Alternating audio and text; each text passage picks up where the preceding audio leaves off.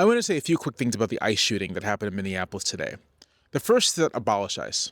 Abolish ICE. 5 years ago, 6 years ago, this was thought to be some kind of radical demand. Oh, we have to have immigration and enforcement. Oh, you can't just abolish an agency.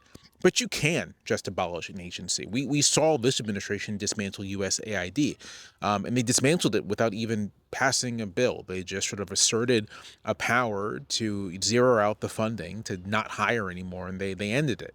And there's really no reason a future Democratic administration cannot do that, but preferably it would be by law, because here's the other thing. ICE is a recent agency. It's 23, 24 years old. It was established in 2002.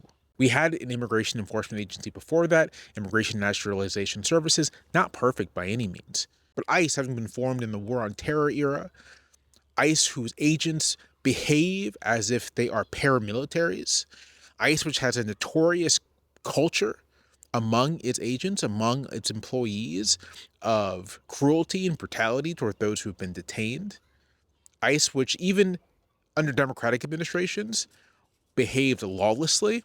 We don't have to have ICE. We can get rid of ICE. And it must be said that under Trump, and especially in the second term, every single pathology of ICE has been turned up to 11.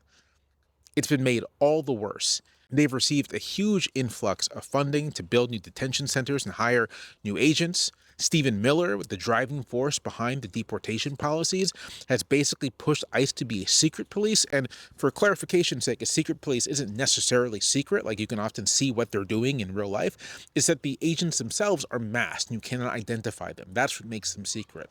So ICE, in a very literal sense, is a secret police. It stalks the nation's cities and streets and towns, doing immigration roundups, which aren't really immigration roundups. This isn't really immigration enforcement. They don't go after people who have committed actual crimes. What this is racial profiling, going after people who look like they don't belong and subjecting them to wanton cruelty in an effort to pressure them to leave, even if they're citizens. We know that they've detained citizens. ICE acts more like a Gestapo than it does any kind of legitimate law enforcement agency. And with this shooting in Minneapolis, there's a literal Gestapo behavior. You do not need to watch the videos of the incident. I'm a firm believer that one does not need to traumatize oneself to acquire knowledge about something. But if you do, it's quite clear that this was not what the administration is saying, an attack on an ICE agent. This was someone who was monitoring and observing. This is what all the bystanders say. This is what reporting says. Who was driving away and whom an ICE agent shot at point blank in the face, killing them. Abolish ICE. The next point has to do with what to do about this, what to say about it in the immediate short term. The first is that I think Democratic lawmakers who do have the power of messaging, right, do have the power of platform, need to be saying, abolish ICE. Which I actually think there is real public space for this. I do think the public would be receptive to this. These ICE operations are very unpopular. But if they aren't willing to go that far, then there are other steps you could take. First, full investigation. Arrest the officer involved. This has to be a state and local thing because the federal government is not going to provide any justice here. State arrests, state investigations. Demand hearings and haul in that Colonel Lockjaw-looking guy, I don't even remember his name, as well as Stephen Miller and Kristi Noem. And demand the resignation of Stephen Miller and Kristi Noem. Demand their resignations.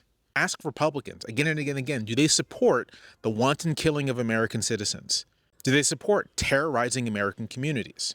And although the president doesn't care about any kind of political pressure, there is still space to try to force his administration to respond to this in public. And part of this should be public protests, public demonstrations. The goal here is to make this an untenable situation for the administration and for its allies, as it should be, because this is a crime. This year is obviously the 250th anniversary of the Declaration of Independence, and from my vantage point, this looks like a Boston Massacre. This looks like the kind of event that can and should galvanize people against this administration, which wants to subject the entire American people to tyranny, to exploitation, to domination. This is an illegitimate president. ICE on our streets is an illegitimate president.